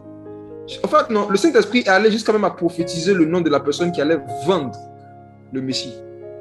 Judas. Mais pour ne pas que nous confondons les deux Judas, regardons un détail. Regardons. Là, c'est grave ce qui vient à faire. Regardons quelque chose. Ce Judas qui a proposé qu'on vende Joseph, quelle est la somme d'argent qu'il a proposé? Regardez le détail. Allons-y. Alors passaient les marchands madianites et ils tirèrent et firent remonter Joseph de la fosse et vendirent Joseph pour 20 pièces d'argent. Donc, en fait, le Judas qui a vendu Joseph, lorsqu'il a fait cette proposition, Joseph a été vendu à 20 pièces d'argent, n'est-ce pas? Et des milliers d'années après, il y avait parmi les disciples un qui s'appelait Judas. Et le père de Christ s'appelait aussi Joseph. N'est-ce pas? Le mari de Marie s'appelait Joseph. Donc, il y a ce Judas-là qui a proposé de se porter volontaire pour aider à vendre Jésus. Mais lui, la somme à laquelle il avait estimé le fils de Joseph, c'était 30 pièces d'argent. Pourquoi 20 pièces pour Joseph et 30 pièces pour Christ? Frères et sœurs, pour plusieurs raisons. La première, c'est que Joseph et Christ, même Christ crucifié, même Christ déchu, ils n'ont pas la même valeur. Ok? La première raison, c'est que Christ, même dans son humiliation, même le fait qu'il est déshabillé comme Joseph, même le fait que tout le monde est contre lui comme Joseph, il a plus de valeur que Joseph. Donc, même Joseph esclave et Jésus-Christ esclave, ils n'ont pas la même valeur. Christ a plus de valeur que Joseph. Et ce qui montre que Christ a plus de valeur que Joseph, c'est qu'il y a 10 pièces supplémentaires, 10 fois plus de pièces d'argent pour Christ que pour Joseph. Or, l'expression 10 fois plus est le plus haut niveau de supériorité dans le monde spirituel. Allons lire ça dans Daniel. Prenons Daniel chapitre 1. Donc, bon, on va commencer par le verset 19. Attendez, avant qu'on lise, je vais expliquer le contexte. Alors, il y a eu une formation qui a été donnée à beaucoup de jeunes pour pouvoir servir le roi. Maintenant, c'était l'heure maintenant des examens, de l'interrogation orale. Et dans l'interrogation orale qui a été faite, on nous montre qu'il y avait 4 jeunes qui ont montré qu'ils étaient plus excellents dans les choses de l'esprit. Ils étaient plus performants, plus excellents que les autres. Allons-y, à partir du verset 19. Le roi s'entretint avec eux. Et parmi eux tous, il ne s'en trouva aucun homme, aucun comme Daniel, Anania, Michaël et Azaria. C'est pourquoi il se tint devant le roi. Et dans toute affaire de sagesse et d'intelligence que le roi leur demandait, il les trouvait 10 fois supérieurs à tous les magiciens et astrologues qui étaient dans tout son royaume. Ok. Alors, vous voyez que on nous dit que Daniel, Shadrach, Meshach, Abednego étaient 10 fois supérieurs.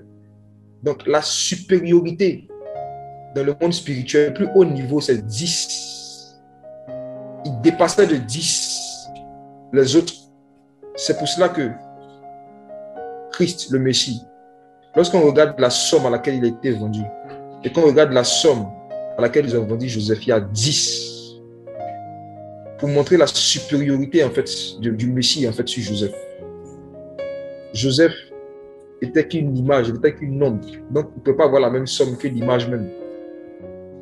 Alors retournons dans Genèse. Retournons à Dothan. Genèse chapitre 37, n'est-ce pas? Oui, verset 29. Allons-y. Et Ruben retourna à la fosse, et voici, Joseph n'était plus dans la fosse. Et il déchira ses vêtements. Et il retourna vers ses frères et dit, l'enfant n'y est pas. Et moi, où irai-je? Et il prit le manteau de Joseph et tuèrent un chevreau et trempèrent le manteau dans le sang. Ok, on va s'arrêter là, mon frère. Au verset 28, on nous dit que il y a des marchands madianites qui passaient. N'est-ce pas? Genèse 37. Ils ont tiré et fait remonter Joseph de la citerne. Ils l'ont vendu aux Ismaélites. Les Ismaélites l'ont emmené en Égypte. Donc, vous voyez que il y a 3 types de peuples qui ont intervenu, n'est-ce pas, dans le trafic de Joseph. Préfiguration du fait qu'il y allait avoir 3 types de peuples qui allaient intervenir dans le trafic du Messie, n'est-ce pas? Les Juifs, les Grecs et les Romains. Et vous allez voir que lorsqu'il a été crucifié, même sur son écriteau, Il avait été écrit en 3 langues, n'est-ce pas? Ok.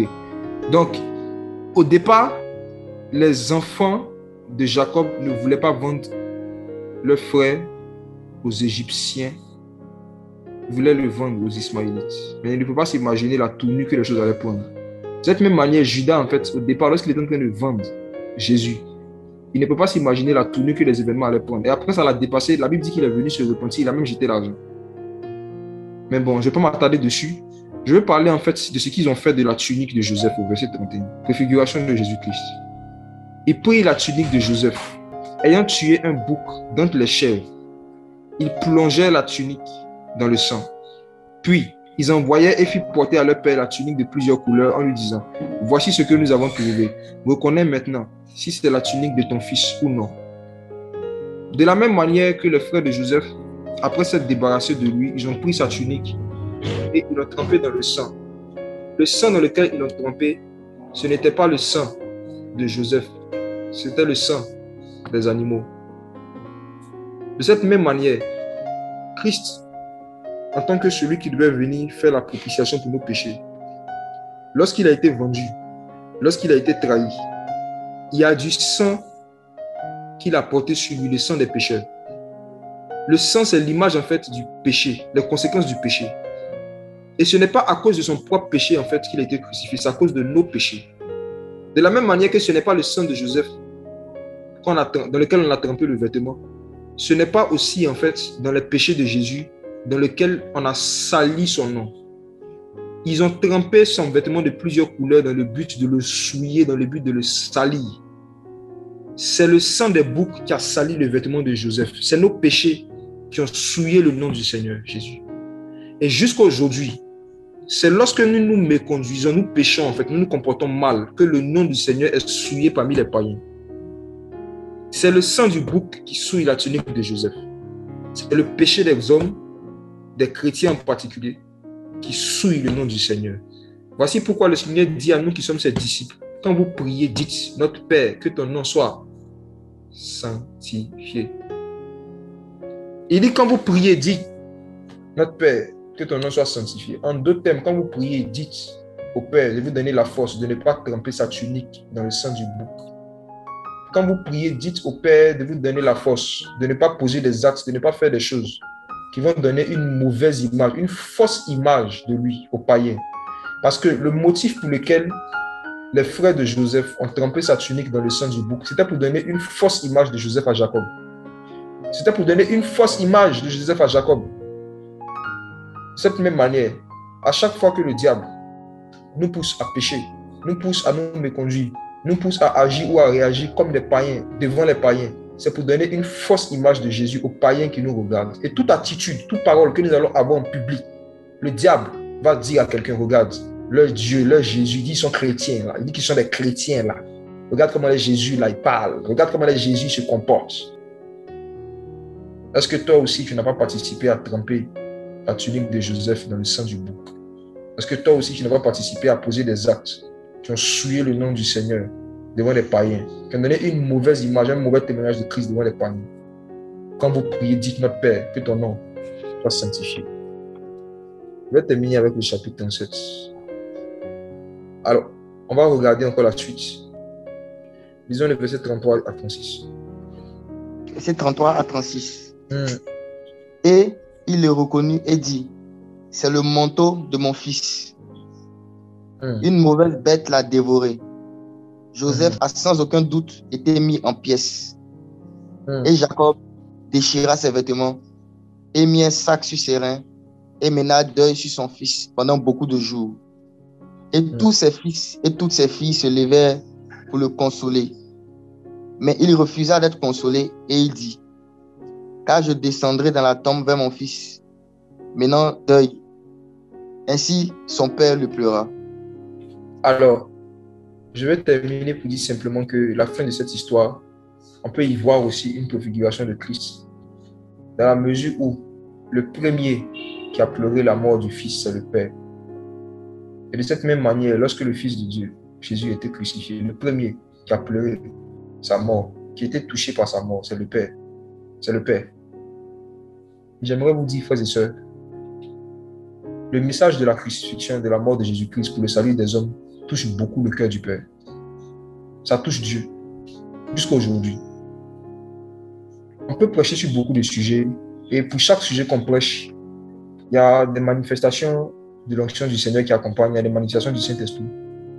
Mais je me suis rendu compte que les manifestations les plus puissantes et qui produisent le plus de miracles, je ne les vois que lorsque je parle des choses qui concernent la mort et la résurrection de Jésus-Christ. Je me suis rendu compte que quand je prêchais beaucoup sur la résurrection, sur la crucifixion, quand je prêchais des choses qui tournaient autour de la croix, de la mort de Jésus-Christ, il y avait une gloire particulière du Père qui était disposée. Et un jour, j'ai demandé au Seigneur, pourquoi est-ce que c'est comme ça? Et le Seigneur m'a dit, c'est lui qui a donné son Fils sur la croix. Et un père qui sacrifie son enfant est le premier qui est touché par la mort de son enfant, qui se sent le plus concerné. Il n'y a personne parmi nous qui va aimer plus le message de la crucifixion que Dieu lui-même. C'est un message qui le touche. Et lorsqu'il est touché à un certain niveau, il manifeste sa gloire à un certain niveau. Et pour terminer avec encore une préfiguration de Christ qu'on voit dans la vie de Joseph, c'est Genèse 38, juste le verset 1. Genèse 38, verset 1. Et il arriva en ce temps-là que Judas descende avec ses frères et se retire vers un certain Adulamite, dont le nom était Hira. C'est bon. Alors, on nous dit que Judas, après avoir vendu Joseph, il s'est éloigné de ses frères. Préfiguration du fait que Judas, après avoir vendu Christ, il allait s'éloigner des apôtres. C'est le seul qui s'est éloigné. Il s'est éloigné.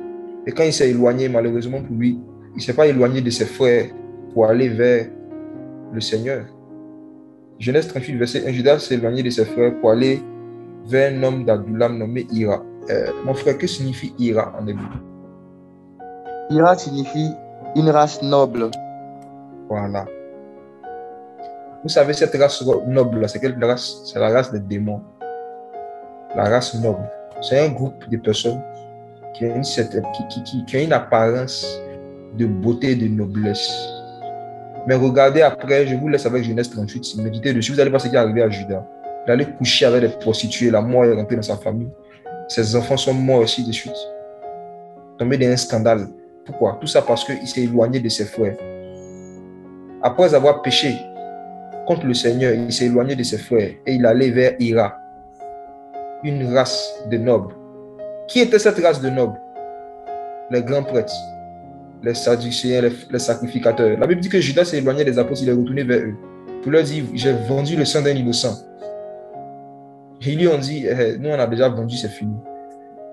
Et comme ces gens étaient animés des démons, le fait que Judas est reparti vers eux, Judas a eu envie de se suicider. Et il s'est suicidé dans un champ qu'il avait payé.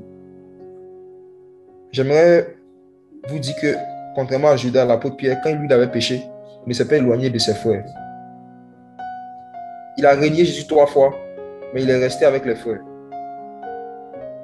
Bien-aimé, parfois, quand tu vas commettre une erreur, quand tu vas commettre un péché, le premier conseil que le diable va te donner, c'est de t'éloigner de tes frères pour aller vers un homme nommé Hira. Bien-aimé, n'oublie jamais Genèse 38, verset 1. Judas s'éloigna de ses frères et il est allé vers un homme nommé Hira. Et après, sa vie est devenue chaotique.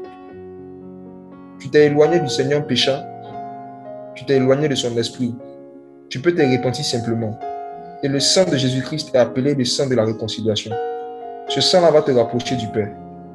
Mais le fait de t'éloigner du Seigneur en péchant, de son esprit, et de vouloir aussi t'éloigner de tes frères par culpabilité, ça va augmenter tes problèmes. Ça ne va pas t'aider. Ne fais pas comme Judas, ne t'éloigne pas de tes frères. Parce que parfois, lorsque les frères sont réunis, Jésus-Christ visite et il restaure Pierre. Pierre, parce qu'il était au milieu des apôtres, lorsque Jésus-Christ est revenu le visiter, il a eu sa part. Il a été restauré, il est rentré dans sa relation avec le Seigneur. Ne fais pas comme Judas. Je vais m'arrêter là. J'aimerais qu'on puisse prier par rapport à tout ce qu'on a entendu. La prière est simple. C'est de demander au Seigneur de nous apprendre à pouvoir le connaître davantage, à pouvoir lui ressembler. Qu'il nous donne un esprit de sagesse et de révélation dans sa connaissance. qu'il fasse grandir dans nos cœurs une passion de mieux connaître Christ, de mieux comprendre Christ, de vivre Christ, de marcher avec Christ. Et par-dessus tout, j'aimerais vous encourager à prier, demander au Seigneur vraiment que vous fasse connaître d'une manière ou d'une autre le fardeau que vous devez porter. Les fardeaux que vous devez porter. Quels sont les noms avec lesquels il veut que vous veniez dans sa présence? Comme le grand prêtre venait avec des noms dans la présence de Dieu. Quelles sont les personnes pour qui il veut que vous intercédez? C'est vraiment important de demander au Seigneur de vous révéler cela. Que chacun prie le Seigneur en fonction de ce qu'il aura aussi retenu pendant le moment. Prions le Seigneur.